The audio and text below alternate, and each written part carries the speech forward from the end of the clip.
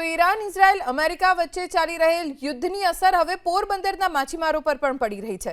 માછીમારોને મળતા ડીઝલના ભાવમાં અંદાજે 21 થી 22 રૂપિયાનો વધારો થતા તેમનું આર્થિક ભારણ વધી ગયું। ગઈકાલે બીપીસીએલે માછીમારોને અપાતા ડીઝલના ભાવમાં વધારો કર્યો। વર્ષ 2022માં બીપીસીએલ કંપનીએ જીએફસીસી સાથે 5 વર્ષ માટે ટેન્ડર કરેલો કે રિટેલર કે કન્ઝ્યુમરમાંથી જે ડીઝલનો ભાવ ઓછો હોય તેમાંથી ડિસ્કાઉન્ટ બાદ કરી માછીમારોને ડીઝલ આપવું, જેથી રિટેલર ભાવમાં ડિસ્કાઉન્ટ બાદ કરી માછીમારોને અંદાજે 89 રૂપિયા પ્રતિ લીટર ડીઝલ આપવામાં આવતું, જેનો ભાવ વધીને 110-111 રૂપિયા થઈ ગયો છે, જેથી માછીમારોએ પોતાની બોટ બંધ કરવાનો વારો આવ્યો।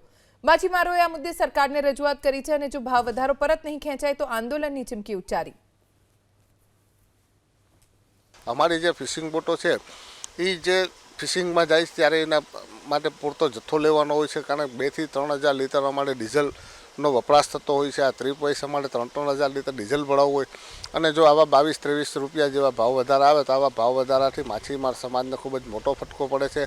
આના કારણે જે અમારા જે કંઈ અમારા ફિશરીઝ વિભાગના જે પંપો છે, જે કોઓપરેટિવ સોસાયટીના જે પંપો છે, આ પંપો દ્વારા જે કંપનીઓમાંથી ડીઝલ મગાવવામાં આવે છે, આ ડીઝલ હાલના ભાવ વધારાના કારણે આ પંપો દ્વારા ડીઝલ મગાવવામાં આવતું નથી અને ડીઝલ પંપો જે બધા બંધ કરી દેવામાં આવ્યા છે। કેમ કે જે ફિશ અમે લઈને આવશું એમાંથી જે રોયલ્ટી આપણે એક્સપોર્ટ થશે, જીડીપી બધાનો જે ફાયદો સરકારને થતો હોય એ બધાનો સતત આ અત્યારના સમયમાં મોટું નુકસાન છે। એટલે અમે ગઈકાલે આનો વિરોધ કરો આખી દરિયાઈ પટ્ટીએ પૂરજોશથી કર્યો છે। જીએફસીસી પણ અમે ચર્ચા કરી, એ લોકોએ બીપીસીએલ કંપનીને સોકોઝ નોટિસ આપી કે તમે ટેન્ડર જે આપણી યારે કરેલું છે એનો ખુલ્લો ઉલ્લંઘન કરેલ છે અને આ માછીમારો માટે મૃત્યુ સમાન છે। એટલે આ ભાવ વધારો તરત પાછો ખેંચો, પણ હજી સુધી ભાવ વધારો ખેંચવામાં આવેલ નથી।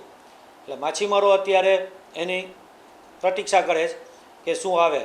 ગુજરાતના તમામ બંદરોમાંથી અત્યારે માછીમારો કોઈ પણ એ ડીઝલ પંપોમાંથી ડીઝલ લેવા જાતું નથી।